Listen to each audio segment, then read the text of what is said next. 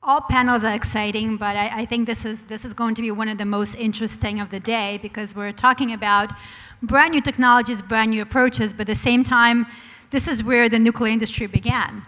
We have Admiral Rickover to thank for nuclear reactors, for small modular reactors, the very first ones are submarines. We had the first nuclear-powered vessel back in 1959 with NS Savannah. These technologies are where the nuclear industry started at sea. We brought it to land, and now we're going to go back out to sea and see what we can do with some of the novel technologies of today. So I've got a great panel here. I'm going to pose a few questions so we can learn a bit more about the different technologies and also about the regulatory environment and how we provide kind of a commercial solution for what is a huge industry, the maritime industry. So let's start with talking about the market. The market, the transportation market is huge. I read somewhere that 80% of the goods that we receive on a daily basis go through shipping and then large maritime vessels. Of course, we already talked about the oil and gas space here. That, of course, has a maritime element. So let's talk about Texas. Where does maritime nuclear fit into the Texas market? Anyone like to start? Sure, I'll speak first. So, Texas right now, we've got equivalent to the 8th largest economy in the world. We've got a significant coastline, and we've got infrastructure. We've got, the existence of the oil and gas industry. We've got everything they can do, build, and supply here, readily available and ready to go. From the insurance standpoint, we also have all of the injury attorneys, mostly in Houston, ready to go as well. And so with all of the factors that we have, including a mindset which is being demonstrated by this conference today, it really seems like Texas is providing the perfect mix, the perfect setting to launch this industry and specifically out over the water. Yeah, hi, Bob Bryans with Core Power. I think, just leveraging what's already been said. Whether it's floating nuclear power plants, which is something that Core Power is focusing on right now, or a little bit further on down the stream is propulsion and power for ships. And if you just look alone, you just look at the shipping industry, 20% of the roughly 7,000 ships out there that are responsible for 80% of the world's carbon emissions are reachable by nuclear propulsion. And so, when you look at that, the 7,000 ships that you could potentially put a nuclear reactor on, you could in fact do that right here in Texas. I was mentioning that Core Power is focused first and foremost on floating nuclear power plants. To leverage the Texas coastline, to leverage the industries that are along Texas's coastlines, the Port of Houston, the Corpus Christi, Brownsville. So there's any number of uses that Core Power sees for floating nuclear power. But then when you get a little bit further on down the line, when you talk about nuclear propulsion for ships, that really is, by our estimations, it's more than a $6 trillion market. Those 7,000 ships equal about a $6 trillion market. And I'll add one last thing. I was talking with the folks at Corpus Christi, the Port of Corpus Christi, just last week. Core Power is in the middle of a study right now with Maersk, with Lloyd's Registry. We're a UK-based company, and the Port of Rotterdam, which is Europe's largest port. So the work we're doing with Rotterdam, Maersk, and Lloyd's Registry is asking the question, well, what does it take to bring a nuclear-powered vessel, whether it's nuclear propulsion or it's just under nuclear power, even if it's not propulsion, it's using nuclear power for some other reason. So we're looking with Rotterdam at what does it take to bring a ship into port? What does it take to allow that ship to either ox steam or run cold iron? And then what does it take to send a ship? Turns out Corpus Christi is the sister port in the United States to Rotterdam. And Corpus Christi would be excited to join with us and work with Rotterdam on, well, if you bookend that supply chain, that value chain between Corpus Christi and Rotterdam, that's an awful lot of shipping going back and forth. So, I think the Texas market, I think, is wide open, really. Hi there, Rod Chaplin, CEO REPLOY Power. That's a far southern Texan accent you can hear from down under. So for me, there's two parts to the question: why Texas? Why now? REPLOY Power is a Texas-based company. I've personally moved here from Australia. I have investors that invest in infrastructure and resources. We have another project in Tonopah, Nevada, a large copper moly development, and we also have REPLOY Power. And so for us, we were looking at markets, and Texas basically ticks all the boxes as we've been talking about all day.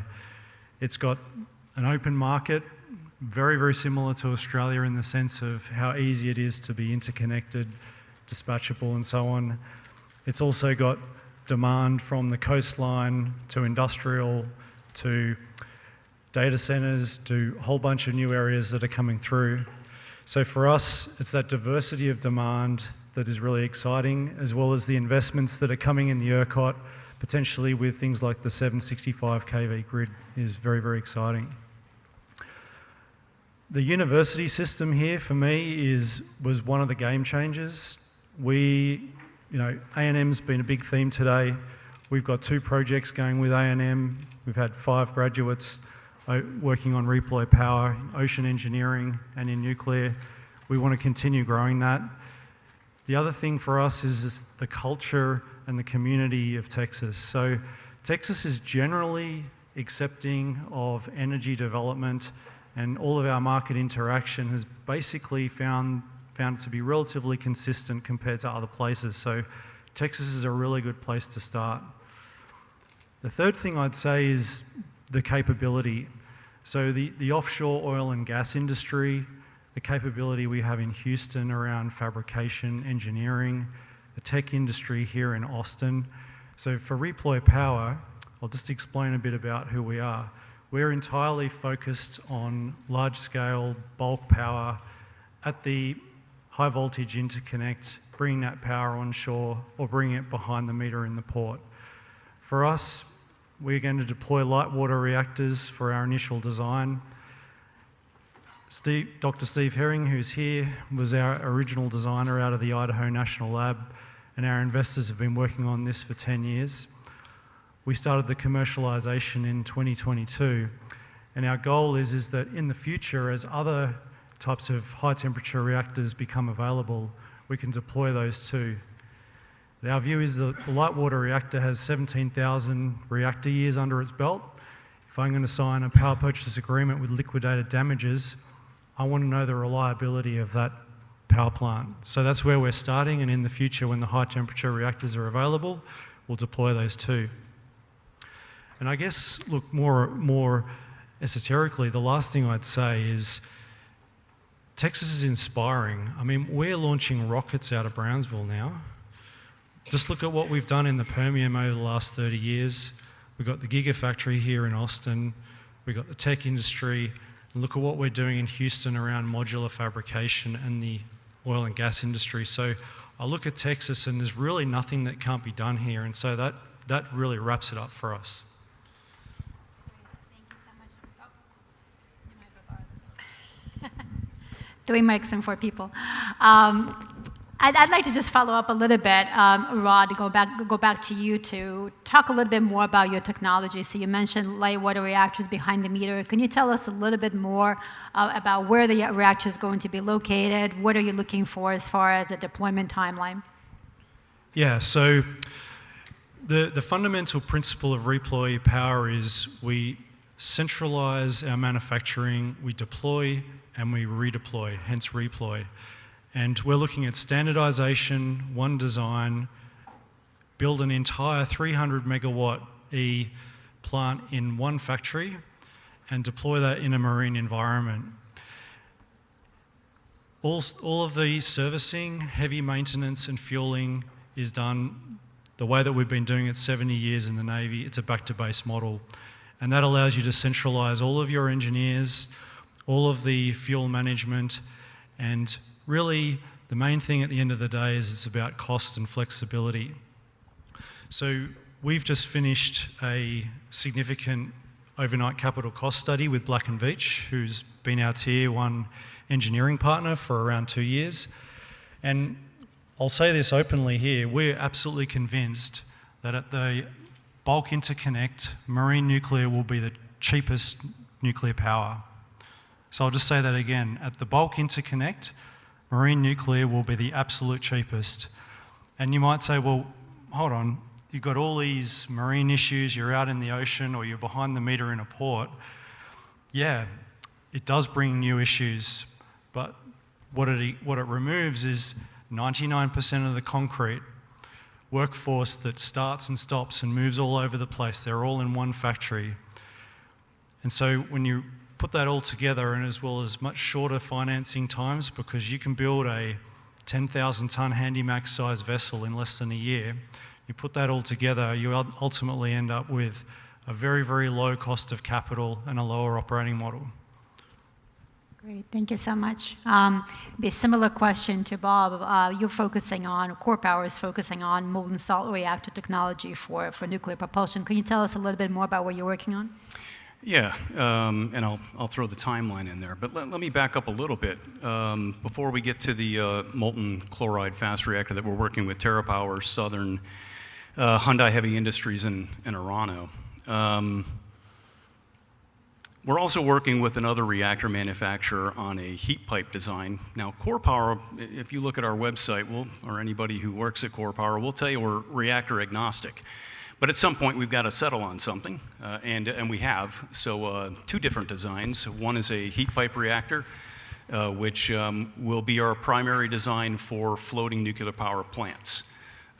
Based on the cooperation that we have in place right now, we see that the delivery for the heat pipe reactor for the floating nuclear power plant, the plant itself, or the barge itself, would be, in our mind, built by Hyundai Heavy Industries. We got a good partnership with them. We haven't really announced yet who the reactor maker is, so I'll leave that out of this for now. But we see the delivery timeline for a floating nuclear power plant and for commercialization of it somewhere between 28 and 30. To the molten chloride fast reactor that we're working with TerraPower, Southern, Orano, and Hyundai Heavy Industries, and that's specifically for nuclear propulsion. We see the delivery timeline there somewhere between 2032 and 2035. Yeah. Great, thank you so much. Ryan, from your perspective, as an insurer, what kind of technologies are you seeing in this market, in the nuclear sector, and what types of applications? Yeah, so a lot of people forget, that the insurance industry has to remain at the forefront of technology all the time because nothing gets built until the risk management's in place. And what's happening in the insurance industry is if you think of the nuclear industry traditionally right now, you're looking at the history of the large plants, and we're kind of decentralizing, we're breaking down into these smaller reactors.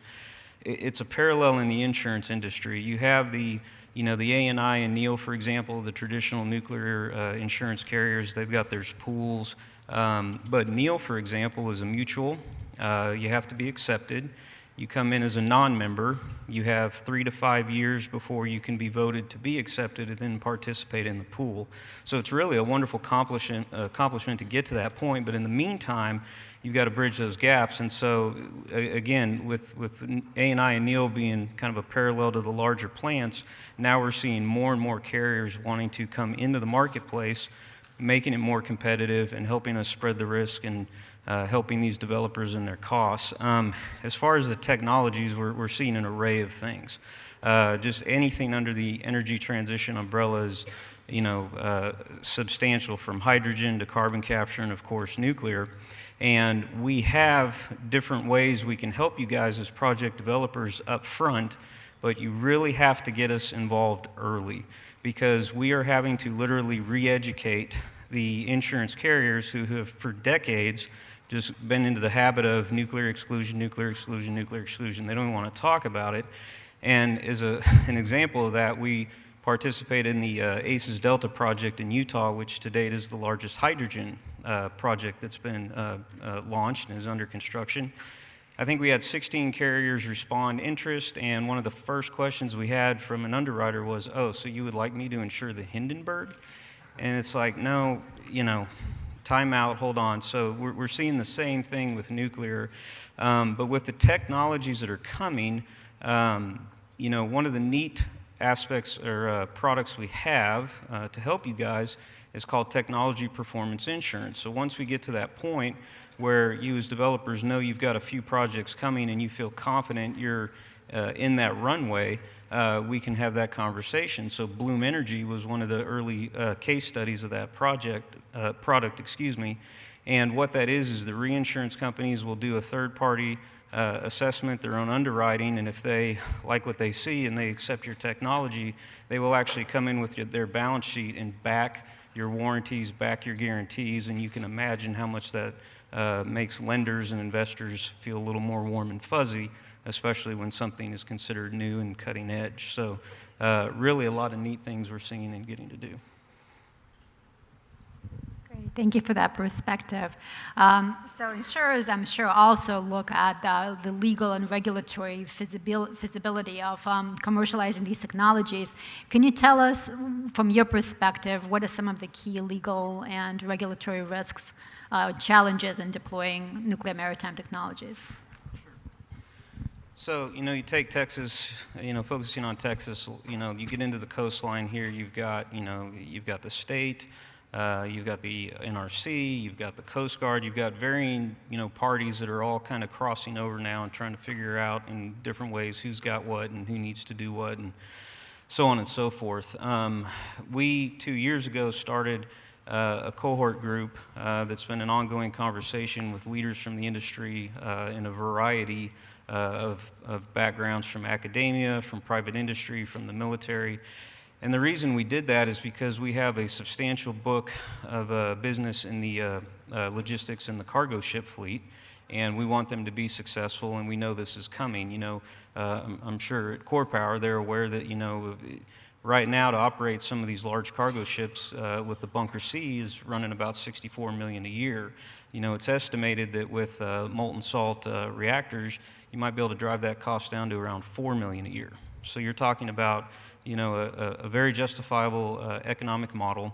And as you go into the offshore, again, with everything we have experience in oil and gas, and you get into this regulatory environment, you really have to be aware of where you're at. Does the Jones Act apply? It gets very complicated very quickly. So again, being involved early on in the project to help you mitigate those risks, talk about things that could come up and be, cost prohibitive to your project is very important.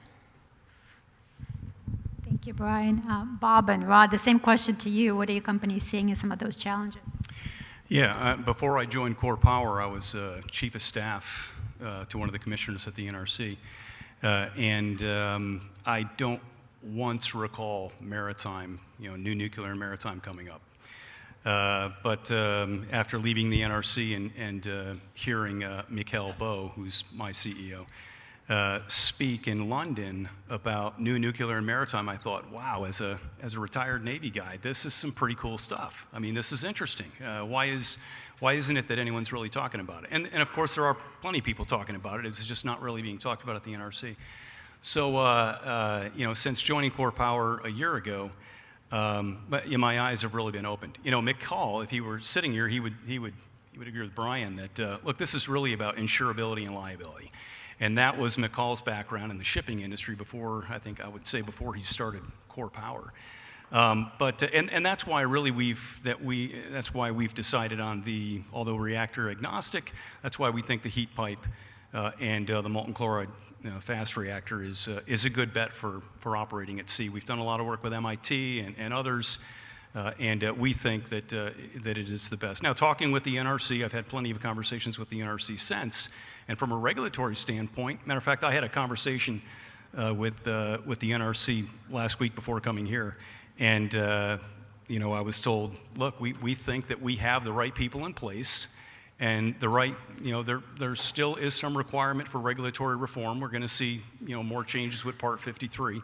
But I talked with the director of one of the offices, and he said, look, I think if you guys were to come to us today with a design that was ready to go, yeah, I think we could get you through. We have a regulatory clear path for you. Now, I don't know. I think we would all probably shake our heads and say, well, yeah, kind of wishful thinking. They probably have some pretty good idea of what that path looks like. And certainly when I sit in, I'm not a tech guy at Core Power necessarily, but when I sit in the tech meetings with TerraPower, Core Power, and Southern, I think there's a healthy bit of skepticism that the NRC is ready to go as far as regulatory goes. But we've got a great relationship with them, and I think it's already been said up here, certainly been said throughout the day. I have seen, especially since leaving the NRC, the commission office, I have seen nothing but great stuff out of the NRC staff. So when I talk with some of the reactor developers that we're working with, whether it's TerraPower or Westinghouse or a few others that we talk with, everybody's in agreement that if NRC doesn't have the regulatory mechanism or clear path in place right now, they certainly have a better understanding now than they did a year ago on how to get there. I do believe that. Now, lastly, I would say that 2024 at the NRC, thanks to NEI and thanks to Shepherd Power, NOV, and maybe one or two others, I would say 2024 was probably the year of the SMR at the NRC, and we can talk later about why I think that is. But my own conversations with the NRC is that, look, 2025 is going to be maritime, new nuclear and maritime. So when at the end of the year in December, when the staff gives the commission their report on SMRs, on rapidly deployable SMRs, 2025 they're going to undertake the same task, but for new nuclear and maritime. So I think that's a really positive regulatory, pathway for us. Yeah. Thanks, Bob. Rod? Yeah, look, I think echo what Bob's just said. At the end of the day, I think we've got a pretty collaborative industry at the moment. For those of you who aren't aware, the DOE is running a marine nuclear application working group. They have been for around 12 months. And so we're starting to see general acceptance. I think that for us in the industry, we generally believe that the agencies and the players are already in place. So ABS for technical standards, American Bureau of Shipping, the Coast Guard, NRC, if you're in federal waters, Bureau of Offshore Energy Management, state waters, GLO. I think the bit that's missing and that the industry needs to come together on, and this is happening, is where is the lead agency? What role does the NRC play? And it's coming up with basically a cooperative framework like happens in other industries. The last thing I'd say is that, and I agree with what Bob was saying, I think we have to distinguish between the two markets, between fixed nuclear power that is deployed in a marine environment, which is relatively straightforward, especially for the retired admirals and the ex-Navy people on the REPLOY power team. Nuclear transport ships, especially travelling internationally, is a whole other kettle of fish. As a lawyer, I can second that. Absolutely. But all doable, right? All obstacles that become overcome if we put our mind to it. And I guess with that, so what are the next steps? What steps do we need to take as an industry, do individual companies to take, regulators need to take to make this a reality? And also, are there lessons learned that we can take from other industries? Let's start with Brian. Sure. So on an insurance perspective for the Marine, one of the big challenges we're seeing is with the EPZ and how that's going to be defined. Ideally, it would be great if we could get it to the point where it's contained on the vessel itself. I just imagine, and you could speak more to this, the NRC, maybe some heads exploding when we try to, figure out how that's going to be done and get to that point. But that's going to be a big element from a regulatory and a liability perspective as well. And then also with insurance, it's really divided into two parts. You've got the hull, which is like the property side. That's really the easy part, and then you have the liability. The liability, based on industry definition and regulations, really falls back on the operator. So now you're going to get into, okay, if these assets are out there, who's actually monitoring and managing them on a day-to-day basis? How is their policy and their liability, going to go back and forth and negotiate those risk elements? So it gets very complicated very quickly, but we are very optimistic it'll get worked out soon. Yeah, I'd love to talk a little bit about the EPZ, but I'm going to pass on that and say I think there is another industry that we could probably leverage some of the gains they've made, and that's directed energy systems, laser systems. My last job at the Pentagon a few years ago, I owned the Navy's directed energy systems, among other programs. And the short of it is Dr. Jim Trebes was brought in to lead the entire Department of Defense effort. So Jim was in place, and I was in uniform at the time. I had a civilian, counterpart and a senior executive. So each of the services were required monthly to sit together with our respective services, to include the uniformed person and the civil servant that was working with us. And we were required to bring in our defense contractor. So in my case of Navy, it was mostly Lockheed Martin. In the case of Army, it was Raytheon. In the case of Air Force, it was General Atomics.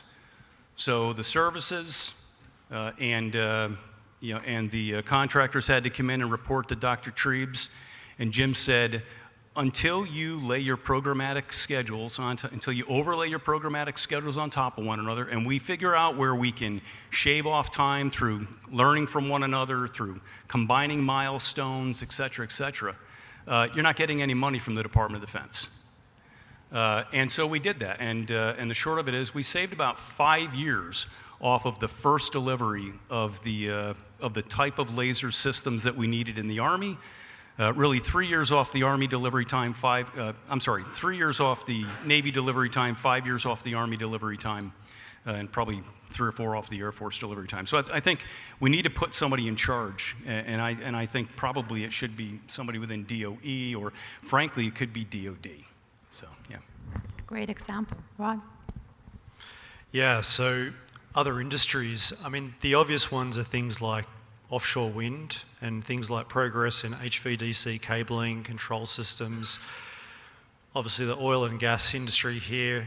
But actually, the one that we spend the most time analysing is the airline industry, the aircraft manufacturing and airline industry. So two industries there, and it's the business model that having an entirely transportable SMR allows you to achieve. So let me just unpack that a bit. United Airlines wouldn't build a Boeing 777 on the runway. Boeing builds it in a factory. They actually don't build the engines. For us, that's the reactor analogy. They work with a third party on it. They're really an integrator in many ways nowadays. I won't go into the Boeing, it's maybe not a great example at the moment, but they are an integrator. That plane goes off for 5 years, potentially a wet lease, potentially the asset isn't even owned by the company that's operating it. It then goes for heavy maintenance at another facility. My point is that having an entirely made asset that, by the way, is about roughly the same length as a 777 and the same height as the tail height, enables not only domestic opportunities, but the thing that I'm most excited about here for Texas is the international export opportunities. There's about 180 countries around the world nowadays that don't use nuclear power. Now, in the next 30 years, there'll be a small number of those that develop a regulatory system, ramp up their resourcing, and end up buying traditional plants. But then what we say is, what about the other 100 or 150? There are 3 billion people that live within 60 miles of the coastline. plus all the industrial load around the world that is near the coastline. So the point is that these maritime solutions can reach significant markets, and there's a massive global export opportunity for us here. Excellent. What a great way to end this. We do have 1 minute for one question if anyone has any burning questions. All right. Well, since we've got no questions, I'd like to really thank my panelists, and I look forward to year 2025, the year of nuclear maritime, not just at the NRC, but here in Texas and worldwide.